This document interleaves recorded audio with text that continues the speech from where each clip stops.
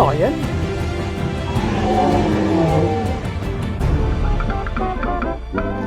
Look, there's the big bad wolf. Get out of our sandpit. Go on, off you go. Oh no, there's the big bad wolf again. He's hiding in a bin.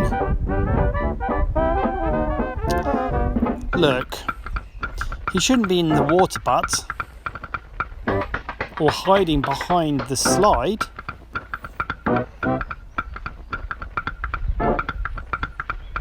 He's in the tunnel.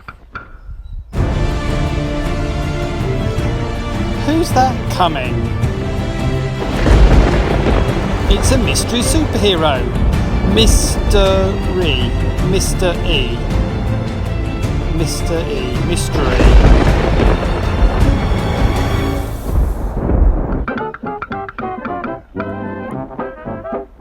Oh no, it's that naughty Mr. Big Bad Wolf again.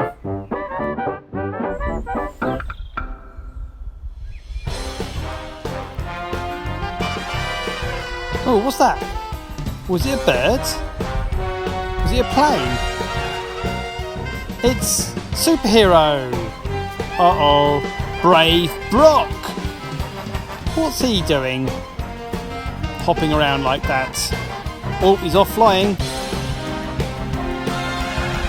Round the Cherry Tree Playground.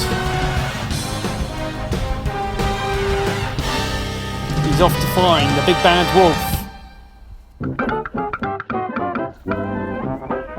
Oh, it's that big bad wolf yet again, hiding in the tyres. But don't worry, here comes superhero Mystery. Look at that skill, look at that speed. Superhero Mr. E. Mystery. Mr. E? Mystery. Oh, come on, superheroes. You got to be finding Big Bad Wolf and capturing. Look, he's just there. Here's Brave Brock yet again. Coming down the slide. And going up. And coming down again. Then jumping up. Big Bad Wolf's behind you. Oh, no, he isn't.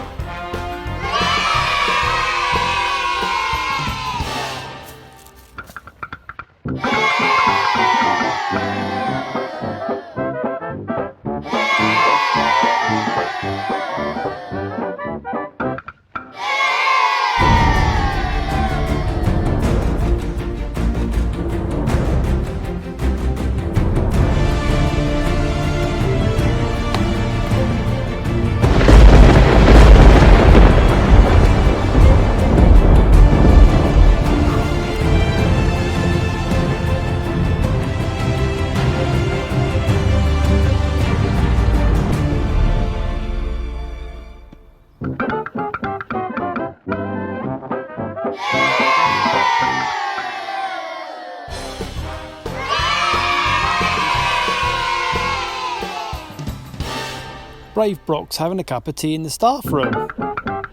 The big bad wolf has eaten all the chocolate biscuits in the staff room. Are you hiding them underneath the table? Yes? Hello and welcome to today's awesome assembly. I'm Mr. Everton and this is the first Lego model I put on my door. Now can you see me? I'm just there sitting in front of you. Can you see me? Look. I've made many assemblies sitting on this sofa. Look, there I am. I've turned into a little Lego man with blue shorts, well, blue trousers, a red jumper and a lovely red builder's hat. And I'm smiling, look at that, that's me. When I play Lego, this is me. You see him? Little Lego man. Yeah. I just loved, when I was younger, when I was your age, I used to love playing with Lego. In fact, I still do. And I used to like this character the best. He's got some nice blue jeans on, a red jumper, and I used to love having a red jumper. And he's got a builder's hat on. And again, I love building. So whenever I make a Lego model, this is me. So in the next few film clips, see if you can see me, Lego me, on my Lego models. See if you can spot him. Do you like this Lego house I made and put on my door? And can you see where I am? Just there on the right of the blue door. And there's my name underneath. How about this space themed Lego on my door? Can you see all those rockets flying around? And can you see me, but not wearing a builder's hat, but a red space helmet instead? The next decoration I made for my door is some Lego builders building my name, Everton. But where's me? Can you see me drinking a cup of tea? I think I must have done this Lego model when it was Christmas time, and there's me holding some presents. I really enjoyed building this Lego castle. There's a green monster, a monkey, and lots of builders and soldiers, and there's even a badge which is the school's badge. Can you spot it? Here is a Lego cruise liner that I built and put on my door. In 2014 we had a large extension built on the school, and we built this wall saying 2014, and at the end of our special assembly where we gave thanks to God, we gave every child and every adult one of the bricks, and on the back of the brick it says 2014. Here is another Lego construction of a house, but this is on a different door with a glass window. Here's the front of the house, and here is the back of the house. You can see the blue tack where it's been stuck onto the window. This is probably my favourite Lego model, and I used quite a lot of technical Lego, and it actually works. It's a windmill that goes round and round, and you can see me in Lego going round and round as well. Think it's good? I love it. Could you build something like this? Maybe stick it on your bedroom door if you're allowed to.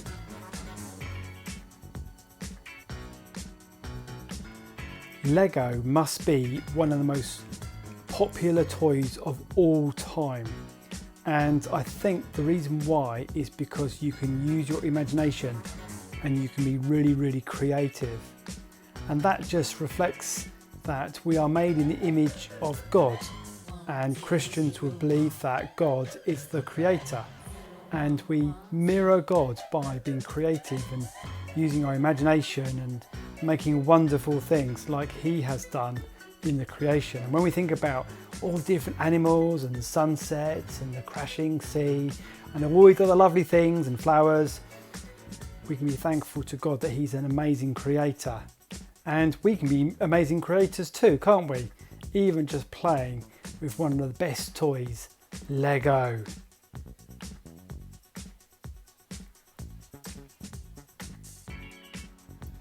In our assembly today, we have a story that has been retold in Lego. It's brilliant. The story we're going to hear in a minute is called Daniel and the Lion's Den. And I thought I'd see if I could be Daniel and my dog could be like a lion and gobble me up. But for some reason, she wasn't in a fierce mood. Just to play.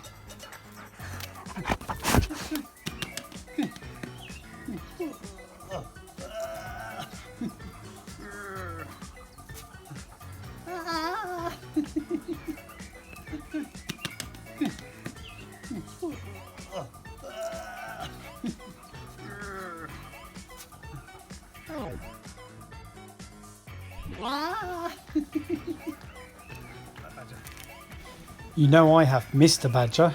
Well, Asher the dog has Flat Badger. She likes to play with him.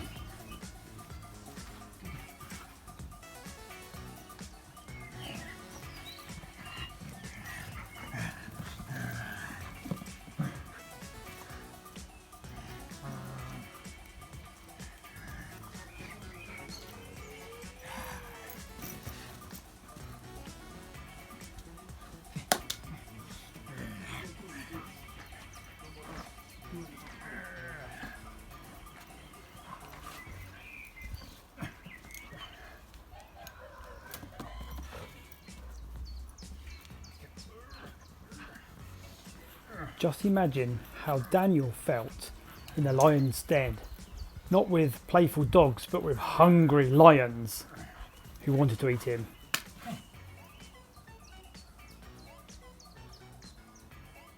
Here's Mr. Badger with a painting of a tiger. I think he feels a bit scared. So thank you to Brighton and Hove City Mission Schools team, who are now going to tell us the story of Daniel and the lion's den. Darius, king of Babylon, appointed rulers and put 3 men in charge over them. One of them was Daniel. Now Daniel did such a good job that the king was very pleased and planned to put Daniel in charge of his whole kingdom.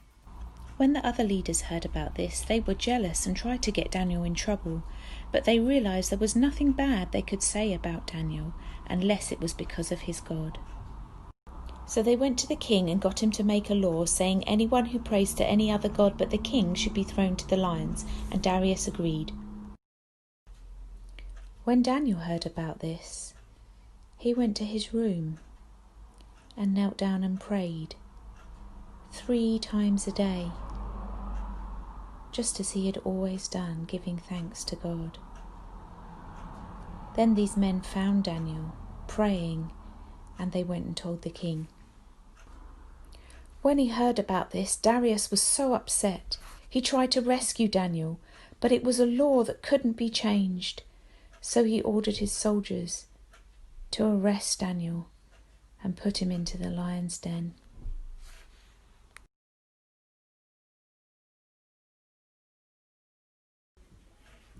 The king spent the night in the palace. He was too upset to eat, and he couldn't sleep.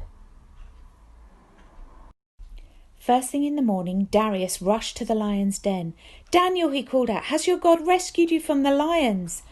"O King," Daniel replied, "my God sent his angel to shut the mouths of the lions." The king was overjoyed and got Daniel out of the den. Then the king ordered that the other leaders be arrested, and they were thrown into the lion's den instead. Then Darius wrote a letter to everyone saying, "Daniel's God is special. He's the living God. He rescues and saves. He saved Daniel." Well, thank you to Brighton Hove City Mission for sharing that lovely story of Daniel with us. If you have your parents' permission, you can download the Bible Gateway Bible app. Then just search for Daniel. Click on chapter 6 if you want to read the bit about Daniel and the lion's den. But the thing about Daniel was that he knew the importance of prayer, of talking to God. We all know how the Lord's Prayer starts. Our Father. And it's the same as saying, "Hey, Dad, listen to me, I've got something to say." We can just say, "Our Father." And it doesn't matter if we don't know the rest of the words of the Lord's Prayer or we're not quite sure what to say, but we can all just share our thoughts, our worries, our concerns, or things we're thankful for, things we're grateful for, and things that make us happy. But in our prayer, we can just start off by saying, "Our Father." Our Father, we thank you for the superhero Daniel, who learnt how to work hard, to stand up for what was right, and to spend time in prayer with you. Help us to do that too, Lord. Help us to know that we can say, "Our Father," that we can call upon your name, and that you will listen to us. Thank you, Lord. Amen.